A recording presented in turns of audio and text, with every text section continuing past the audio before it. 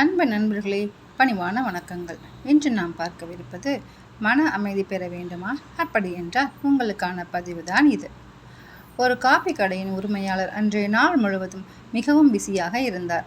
அன்று சனிக்கிழமை என்பதால் அவருடைய கடையில் கூட்டம் அதிகமாகவே இருந்தது.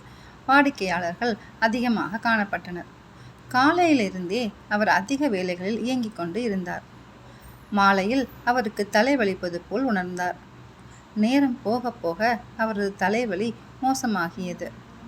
மேலும் பொறுக்க முடியாமல் தனது ஊழியரை விற்பனை கவனிக்க வைத்துவிட்டு கடையை விட்டு வெளியே வந்தார். தலைவலியை போக்க வலி நிவாரணி மாத்திரை வாங்குவதற்காக அவர் அத்தெருவில் இருந்த மருந்தகத்திற்கு சென்றார். மாத்திரையை வாங்கி விழுங்கி நிம்மதி அடைந்தார். இன்னும் சில நிமிடங்களில் அவரின் தலைவலி முற்றிலும் குறைந்து நலமடைந்து விடுவார் என்று அவருக்கு தோன்றியது.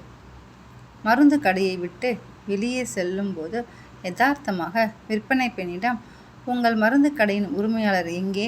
அவர் இன்று கேஷ் கவுண்டரில் இல்லையே என்று கேட்டார். அதற்கு அந்த பெண், ஐயா, அவருக்கு தலைவலி வந்து மிகவும் அவஸ்தைப்பட்டார்.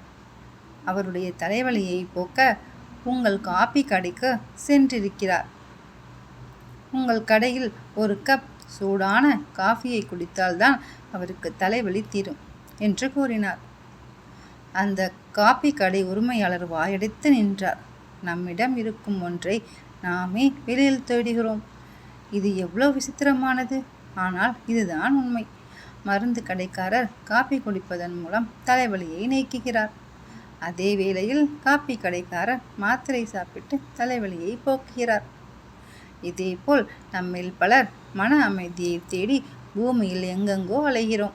இறுதியில் அமைதியானது நம் இதயத்திலும் மனதிலும் எல்லா நேரங்களிலும் நமக்குள் இருப்பதை நாம் உணர்ந்து கொள்கிறோம். மன அமைதி என்பது நம்மில் திருப்தி அடைவதன் மூலமும் நம்மிடம் இருப்பதை குறித்து நன்றியுடன் இருப்பதன் மூலமும் கிடைக்கிறது என்பதுதான் நிதர்சனமான உண்மை. என்ன நண்பர்களே, உங்களுக்கான மன நிம்மதி கிடைத்து விட்டதா? நன்றிகள் கோடி.